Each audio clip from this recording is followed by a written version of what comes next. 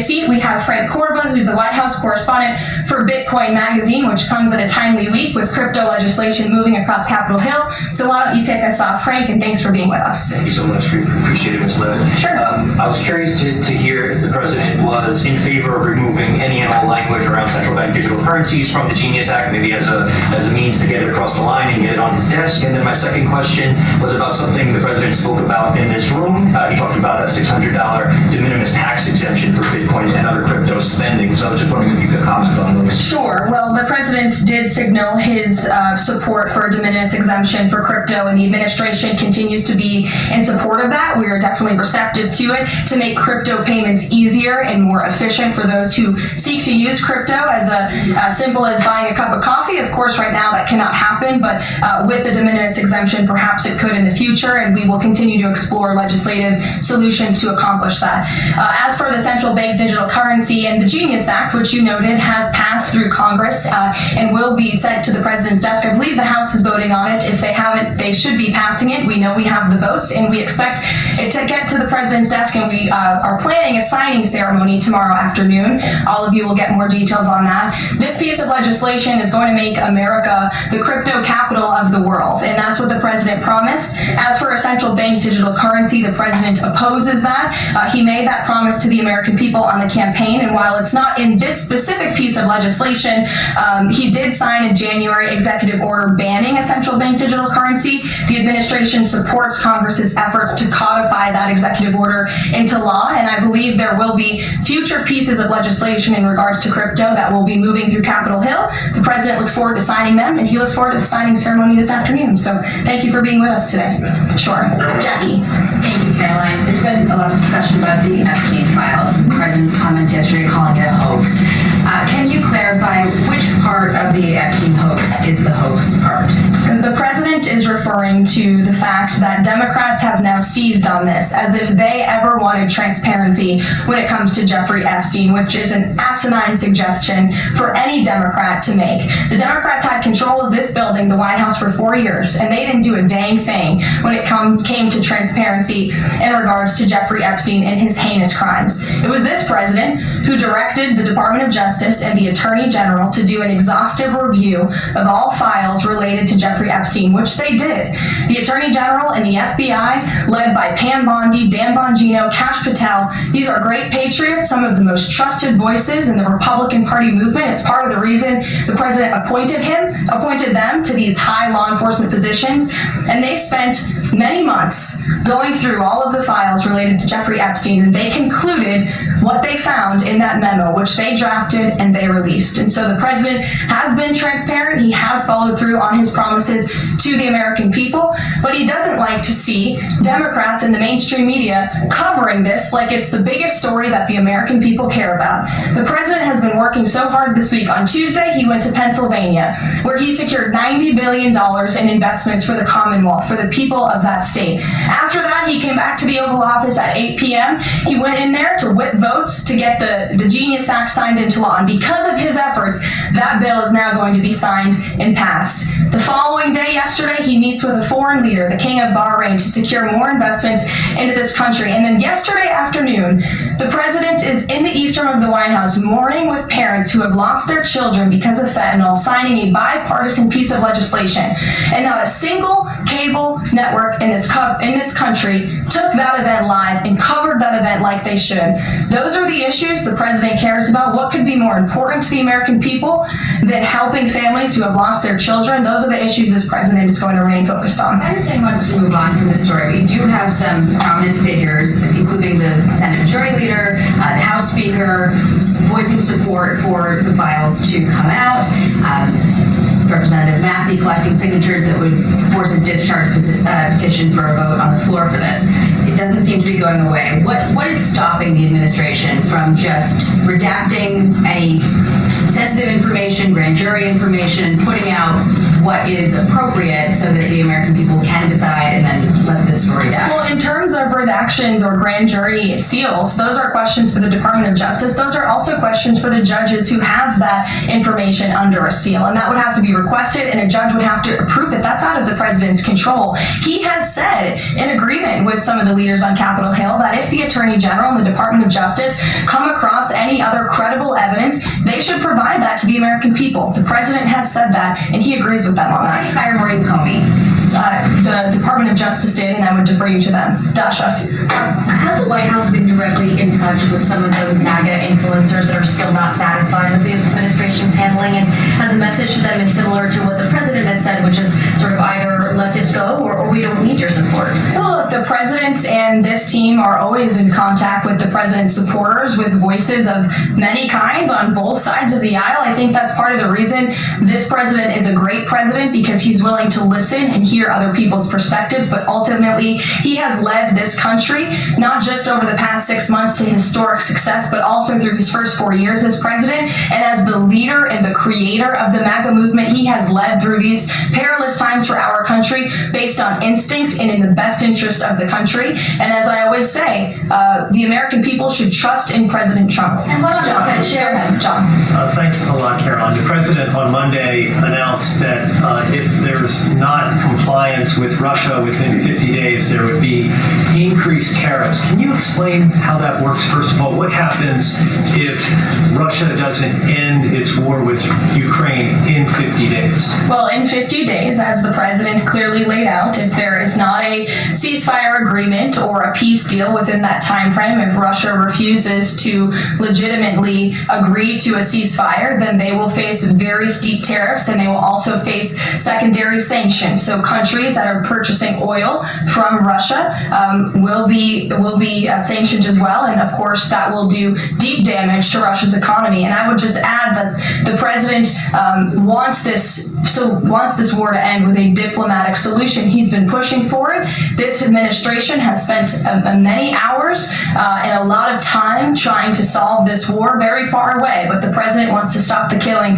and he wants to save lives. Reagan, Go ahead. what you were saying, Caroline. Reagan, go ahead. I have two questions for you. It's just about, if I may, it's just about the tariffs, the first part. I get the secondary tariffs, but there was only $3 billion worth of trade between the U.S. and Russia in 2024. It's expected to be far less this particular year.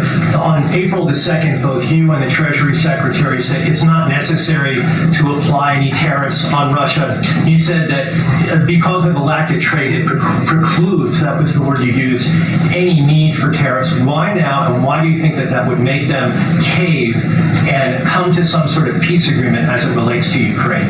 $3 billion is still a lot of money, John, and it's not just tariffs, it's the secondary sanctions as well that will be implemented in 50 days. Reagan. Thanks, Caroline. I have two questions for you. First on Congress. Congresswoman Salazar introduced legislation that would give some illegal immigrants in the country path to citizenship. 10 Republicans signed on to what she's calling the Dignity Act. I'm curious what the White House's position is on the legislation and if the president would veto this bill if it needed to discuss.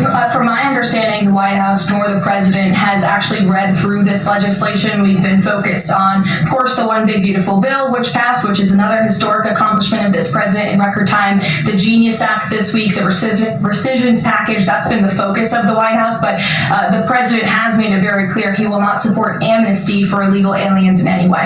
And I want to give you a chance to respond to the CEO of NPR. She's claiming that the cuts to their network will, quote, be a real risk to public safety of the country. Congressman Murkowski has argued that public broadcasting stations save lives. Could you respond to these concerns? The NPR CEO said cutting NPR will be a risk to public safety. I am not sure how NPR helps the public safety of our country, but I do know that NPR, unfortunately, has become really just a propaganda voice for the left. Just a few examples for you. In 2020, NPR refused to cover the Hunter Biden laptop scandal and the run-up to the election. They said that their assertions don't amount to much, writing they did not want to waste the listeners' and readers' time on stories that are just pure distractions. That does not sound like an unbiased opinion. That sounds like a partisan opinion to me. And this is a taxpayer-funded organization. In 2018, that same CEO that you're talking about called the president in the Oval Office, who nearly 80 million Americans elected, she called him racist, shared a photo of herself wearing a Biden for President campaign hat, serves on the board of a Soros-funded activist group. In 2020, PBS's White House correspondent at the time characterized President Trump's speech then at Mount Rushmore as a love letter to white resentment, promoting the myth of America. In 2017, PBS devoted an entire panel talking about what it means to be woke and white privilege. In 2023, PBS's Washington Week Roundtable covered up Joe Biden's clear mental divide. That's actually quite the clip. I would encourage all of you to look at it. These are not honest news organizations. These are partisan, left-wing outlets that are funded by the taxpayers. And this administration does not believe it's a good use of the taxpayers' time and money. Ed Lawrence. Yeah, thank you. Thanks, Carol. I want to ask you about the Federal Reserve. So does the president believe that the slightly restrictive monetary policy stance right now, could that cause an economic slowdown? And if he does believe that, when? What pause are you referring to? No, could the stance of the monetary policy is slightly restrictive? Does the president believe that that stance, the slightly restrictive stance, could cause an economic slowdown in itself? I haven't heard the president discuss that specifically, but what I do know in regards to the Federal Reserve is the president's been very transparent about his displeasure with both the policies and the management of the Fed, and he spoke about that to all of you pretty extensively in the Oval Office yesterday. And last month, one more if I could. Last month, the Canadian Prime Minister said the president had agreed to a July 21st deadline to sort of work towards a trade agreement. That's 4 days from now.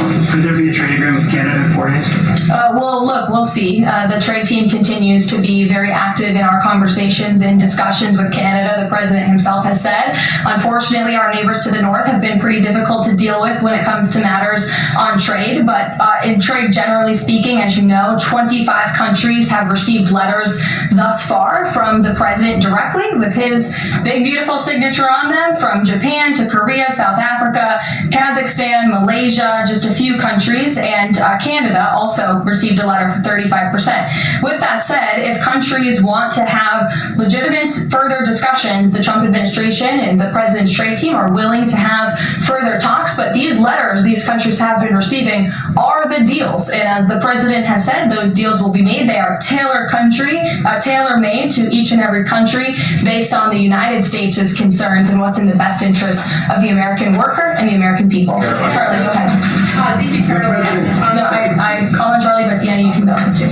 Go ahead. The president said that he floated the idea of a special prosecutor in the Epstein case.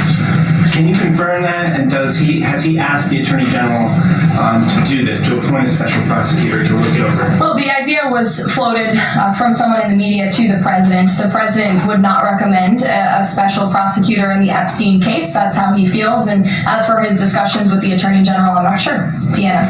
Thank you so much. Do you know what the president's reaction was to Mike Johnson saying that he wants additional files released, the Epstein files? Was there a conversation with Mike Johnson about that following his comments? I won't discuss the president's prior conversations with the Speaker of the House, but as I answered to Jackie's question earlier, the president has said if the Attorney General and the Department of Justice and the FBI have any more credible evidence in regards to Jeffrey Epstein's crimes, they should put that forward. He has called on them to do that. Thank you, Caroline. A few days. I'll go to all of you, starting with the lady in blue. Go ahead. With a few days to the August 9th deadline, how are the negotiations with Europe going? There's some sticking points. What are they? Can we expect a delay, or should we expect a deal soon? Well, I believe the deadline is August 1st. As for the European Union, they continue to be very eager in negotiating with our country for obvious reasons on ways to lower their tariff and their non-tariff barriers that we have long said harm our workers and our companies. So the president's trade team continue to be in talks with the European Union. Would he accept, or would he put forth a postponement of the August 1st? He's already said he will not. Good afternoon, Caroline. In Gaza today, Holy Family Catholic Church was struck by an Israeli shell. Yes. 3 people were killed, 10 wounded. What is the president's reaction to that church coming under fire? It was not a positive reaction. He called Prime Minister Netanyahu this morning to address the strikes on that church in Gaza, and I understand the Prime Minister agreed to put out a statement. It was a mistake by the Israelis to hit that Catholic church. That's what the Prime Minister relayed to the President, and you should look at the Prime Minister's statement that will be coming out. Steve, go ahead. After your letter that you read at the beginning, Sure. the President, you said mild swelling in his legs. Is Yes, sir. it causing him any discomfort? How are you treating it? No discomfort from the President at all, and you probably all see that on a day-to-day basis. He's working around the clock. As for the treatments, I can defer to the President's physician, and we'll get you this letter. I think it will answer all your questions. Reports that a Chinese-born banker who works in Atlanta for Wells Fargo is being prevented from leaving China.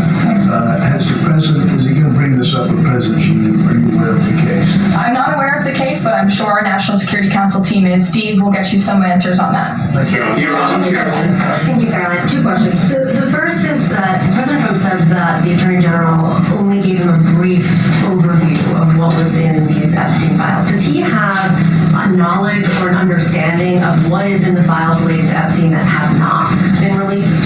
Not to my knowledge, and that's a question for the Attorney General, as I said, and the President has told the Attorney General if they have any more credible evidence, they should release it. Is that evidence, would she have to run that by the President before she released it? I don't think so. He said if she has any more credible evidence, she should release it. Go ahead.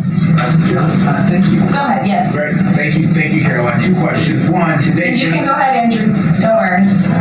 Today, tens of thousands of folks are rallying nationwide to honor the legacy of Congressman John Lewis. Meanwhile, Republicans in Texas reportedly are working to redraw congressional maps at President Trump's urging. How is President Trump reconciling his call to action for Texas Republicans with the legacy of Representative John Lewis? I'm not quite sure how the 2 things are related. I think the President would agree that John Lewis served our country for many, many years. It has nothing to do with the redistricting efforts that are currently underway by Texas Republicans to add seats to their legislature. They have the right to do that. The President spoke to the congressmen and women who serve the great state of Texas about it, but it's up to them and it's up to their legislature to get that approved. And Karen, can I ask the second question? And does the President support the Justice Department's request for just 1 day in jail for the officer convicted of Breonna Taylor's killing? And what message does he believe that sends to her family and to other families seeking justice in cases of police violence? I haven't talked to the President about that case. Go ahead. Just that the President, when the President met the interim President of Syria a couple of months ago, he described him as a young, tough, attractive guy. After the latest clashes in Syria over the last few days, does President Trump still support Syria's interim president? The President still supports Syria's pathway to a peaceful and prosperous country, and you received an update directly from the Secretary of State on the ongoing situation between Syria and Israel. I spoke to him myself this morning to get an update, and as soon as the United States became involved in this conflict, we were able to de-escalate, deconflict. That seems to be continuing. Syria agreed to draw back their troops that were in the area where that clash was ongoing, and we continue to be very actively monitoring the situation. The President wants to see Syria become a prosperous and stable country, and by the lifting of the sanctions on Syria, he's giving them a real chance to do that, and he wants to see that through. Andrew, go ahead. So on Tuesday, the President told a very detailed story about his uncle, noted scientist John Trump, and Theodore Kazinski, the late Unabomber. He said that Dr. Trump taught Ted Kazinski. Ted Kazinski was not identified as the Unabomber until 1996, 11 years after John Trump passed away. It would have been impossible for John Trump to have ever discussed the Unabomber with the president. So what was he talking about? And I have one follow-up. Andrew, with so many issues going on in the world, I'm a little bit surprised you would ask such a question, although I'm not sometimes coming from you, I will say, but I'm willing to give you an answer. Nevertheless, the president's uncle did, in fact, teach at MIT. He was a very intelligent intelligent professor. The president's very proud of his family. In fact, the president has a letter from his uncle on the MIT letterhead that sits in the Oval Office dining room. Maybe we'll let you see it sometime. Elizabeth. Caroline, one more. Elizabeth, Will the president consider pardoning Ghislaine Maxwell if the Epstein case is a hoax? Okay, I'll start off with the president said last week he would not be getting involved in the New York City mayoral case. If that mayoral race, if that's still the case, given his history drawing a large crowd in New York City, what's his reason for staying out of it in that way? Well, look, I think the president reserves the right to get involved in races or not get involved in races, and he's made the decision not to weigh in on the New York mayoral race, as you rightly pointed out. Although he has gone as far to say he absolutely does not want to see Zemdami elected, who is a known communist who supports the abolishment of private property, the defunding of police. He has made very well-known anti-Semitic statements. It would be a disaster for New York and for this country. And I think it's quite telling that this individual, a known communist, has been spending time in Washington this week meeting with leaders on Capitol Hill. This is truly where the Democrat Party is headed. Clearly, they learned nothing from November 5th in the president's overwhelming victory. Mary, go ahead. Thank you, Caroline. I want to backtrack to the hospitals that have stopped providing transgender surgeries and hormones for kids. On this front, does that have anything to do with the DOJ's subpoenas last week? Should we expect any more hospitals to be shutting down their programs? And I want to also ask what you make of all these media reports, especially the AP, which I noticed, which portrays these children as losing something that's saving their lives. Yes, I think the president spoke a lot about this issue, which is a political issue, but also really a cultural issue that impacts children and families. He talked about it a lot on the campaign, and I think he was quite surprised by the uptick we were seeing in the embracement by the Democrat Party when it comes to the chemical castration and mutilation of young, innocent bodies. And so the president made it a very early priority to sign very strong executive orders to cut off the funding for any hospital or any medical facility in this country that provides such barbaric procedures. And as a result of that strong policy and the president's strong common sense position on this issue, we've had such an overwhelming response, which is great for children in Arizona. Phoenix Children's Hospital has stopped providing puberty blockers and hormone therapy to minors. In California, Stanford Medicine ended sex change surgeries for minors. Children's Hospital Los Angeles is closing its Center for Trans Youth Health and Development surgical program. In Illinois, Lurie Children's Hospital Chicago stopped sex change surgeries. Again, let's think about what we're talking about here. Sex change surgeries for minors. These are barbaric practices that no child, innocent child, should have to endure. And the president wants to protect the innocence of children, and I know the vast majority of Americans support him in that effort. This is a wildly popular and common sense endeavor this administration has taken, and we've seen many of these medical institutions have followed through with the president's executive orders, but we'll continue to take further action on this important issue. Garrett. I have two, if you'll indulge me. On the rescissions package, I wonder what the White House makes of this theory that it increases the odds of a shutdown. The theory is basically, why would any Democrat vote for a bipartisan spending deal with Republicans if Republicans can turn around and claw the money back the next day? Look, $9 billion worth of crap that it was in our federal funding that is now being rescinded. This is a good thing for the American people and the American taxpayer, and I think our Office of Management and Budget Director was saying this process should be more bipartisan. Democrats, there was a time in this country where Democrats too cared about getting rid of waste, fraud, and abuse in our federal spending. I think every American agrees the government spends way too much money on things that don't matter. Some of those things includes PBS and NPR, or for instance, the Democracy Fund, which was funded to the tune of $83 million through the Department of State, but they were giving hundreds of thousands of dollars for gender equality and empowerment hubs in Yemen, $3.9 million for strengthening information integrity, equality, and democracy for LGBTQI population of the Western Balkans.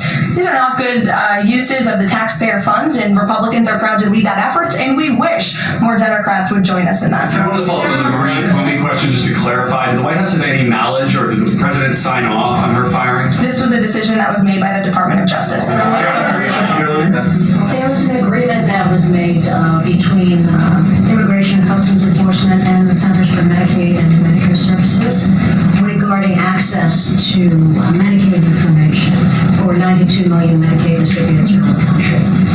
That includes health information. So how does that not violate HIPAA violations and privacy concerns, for example, of American citizens? I'm going to have to defer you to Immigration and Customs Enforcement on that. I'm unfamiliar with that agreement that they made. Thanks, Caroline. Two questions. Roosevelt says that he's going to be looking into cost overruns and the Fed's renovation projects. Is there a deadline for him to come back with findings to the president? I don't believe there's a deadline the president has set for Roosevelt, but I think, again, this is a good use of taxpayers' time to look into this project that is millions and millions of dollars over budget. It's for a big, beautiful mansion for the federal chairman, for reserve chairman, and I understand that it costs much more than it did the beautiful palace that many of you joined us at when we went overseas. So it's completely unnecessary, it's overpriced, and I think it's a good thing the administration, led by the president, is looking into it. If there were to find wrongdoing or fraud, would the president reconsider firing Jerome Powell? Look, it's a hypothetical question. We'll see where it goes. The president spoke about how he feels on this matter yesterday. Thank you so much, Caroline. So we saw Ambassador Huckabee arrive to Prime Minister Netanyahu's trial to show his support. Does the president plan to impose any kind of sanctions against the Israel judicial system? I don't have any update for you on that or any announcement on that front. I don't believe so. Does the president believe that justice has been served in the Epstein case? Look, the president believes that he directed the Department of Justice to do an exhaustive and thorough review, and they did that. And they all agreed, the FBI director, the deputy FBI director, the attorney general, on the memo that they drafted and they released. Thank you, Caroline. Just a follow-up on Reagan's question. Representative Salazar's bill, it grants illegal aliens with legal status for 7-year increments. It also gives permanent path to residency for so-called dreamers. And, President Trump and Labor Secretary Chavez, who previously co-sponsored a version of this bill, which she was in the House, they've spoken about a work deal similar to the bill, I believe. What's the difference between a work deal and amnesty? Look, as I told Reagan, the president, the White House have not reviewed this specific piece of legislation. It's just not where our focus has been. But the president, for one, has been very clear. He does not support amnesty. We'll go to some friends in the back. Brian, go ahead. You didn't show up early enough to get some good real estate up here. Any update on the Autopen? I know that there was the DOJ and some others were looking into the thousands of documents that were signed off just before Joe Biden left office. Any update on the Autopen? Yes. I'm not laughing at you. I'm just laughing at how far away you are, and you're going to need to get some microphones back there.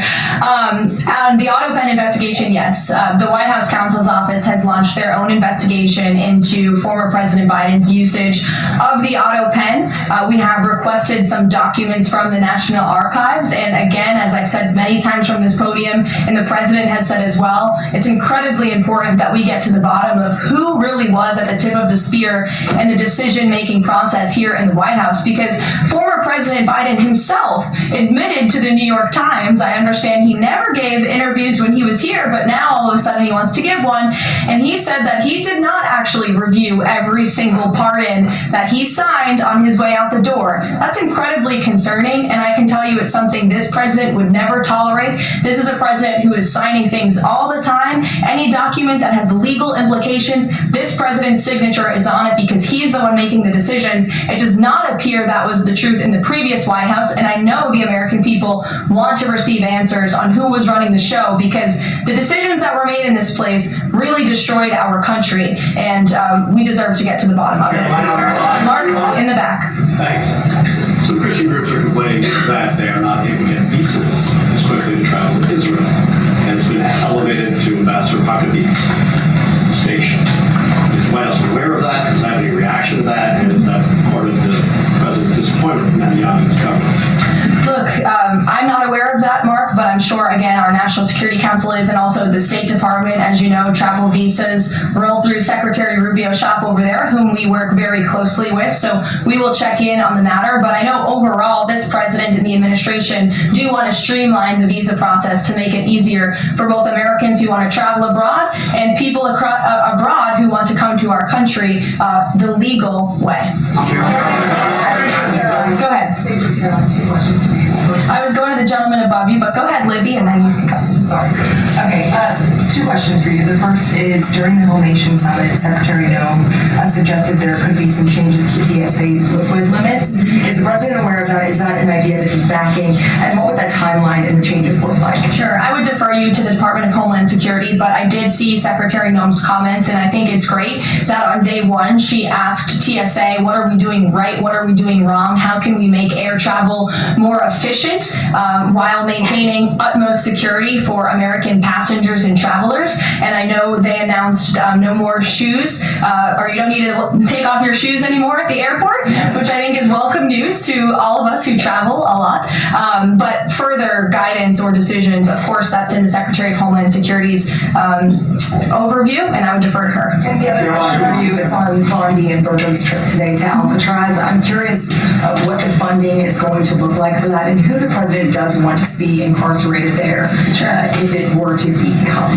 Sure. Well, this was an idea of the president. He spoke about it in May, and he directed his administration to review a reopening plan for Alcatraz if it is possible, which is why the Attorney General and the Secretary of Interior have traveled there today. They are touring the site, and if the Alcatraz prison is reopened, it would be under the purview of the Bureau of Prisons, and the Secretary of Interior also would play a big role in this as well. So they're there to review the site today, and I'm sure you'll hear more from them on it later. And just to follow up, Libby, on who the president wants to see housed in Alcatraz, the worst of the worst criminals in this country, both American criminals who convict heinous crimes, but also illegal alien criminals before deportation as well. Go ahead. The State Department yesterday urged the Chinese Communist Party to cease its campaign to eradicate Falun Gong, a peaceful spiritual practice.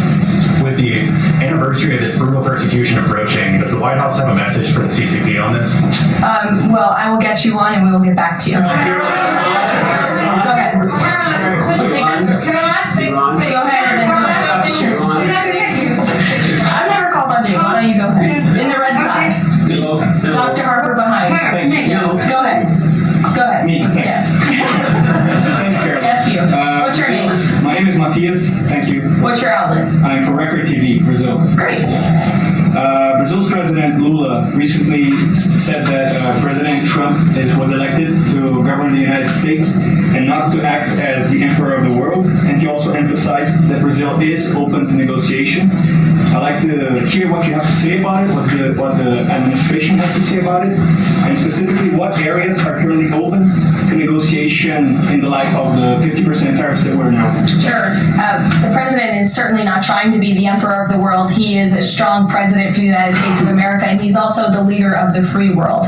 And we've seen a great shift across the entire globe because of the strong leadership of this president. In regards to Brazil, the president sent a letter to Brazil announcing their new tariff percentage. He also directed our USTR ambassador, Jameson Greer, to launch an investigation of Brazil under Section 301 of the Trade Act of 1974, designed to address unfair foreign practices that are affecting U.S. commerce.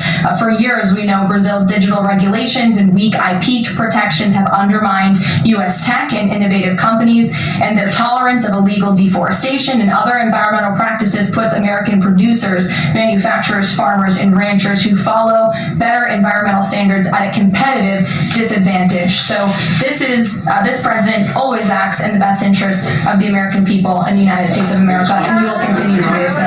Thank you very much, everyone. We'll see you later. I appreciate the enthusiasm today.